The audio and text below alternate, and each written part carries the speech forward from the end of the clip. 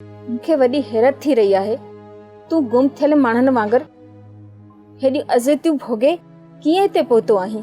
मेहरू, मूंखे ही कूड़ा ऐं कायर मारे नथा सघनि। मेरू मूंखे ही फोतार ऐं कब्ज़ागीर झुकाए नथा सघनि। आऊं त वरणो ई हुयसि पंहिंजे माण्हुनि लाइ, पंहिंजे दरिया लाइ। सच ॿुधायां, आऊं तोला वापसि वरणो हुयसि। अॼु मूंखे ॾाढी ख़ुशी थी रही आहे। मूंखे ईअं लॻी रहियो आहे हिन धरतीअ ते तुंहिंजो नओं जनम थियो आहे। इन नए जनम जे लाइ मां सभिनी जो दुआऊं हुयूं, पर मेहरू, हिते घणनि खे ही तकलीफ़ आहे त आऊं पंहिंजे तड़ ते ज़िंदा वापसि मोटी कीअं आयुसि। उन्हनि खे भले तकलीफ़ थिए, पर तूं किथे हाणे अकेलो न वेह जाए। मेहरू, तूं मूंसां गॾु हूंदीअ न? हा, छो न, मां तोसां गॾु हूंदसि। तुंहिंजी हीअ कहाणी लिखी मां सोशल मीडिया ते अपलोड कंदसि। मेहरू, तूं किथे बि न ॾिसजे।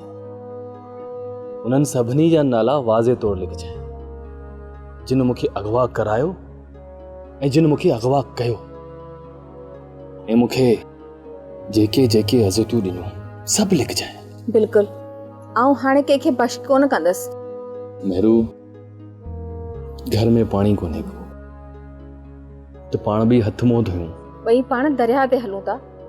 ही मिटी दरिया में हली लोड़ींदासीं ऐं दरिया खे सलामी ॾींदासीं, जीअं तोखे सही सलामत पंहिंजे कखनि ॾांहुं मोकिलियो आहे।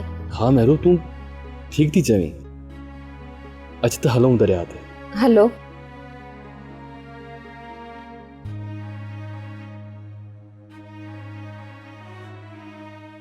सब्सक्राइब कयो असांजो official YouTube channel Singh TV HD drama ऐं वधीक अपडेट लाइ बेल आइकन खे क्लिक करियो।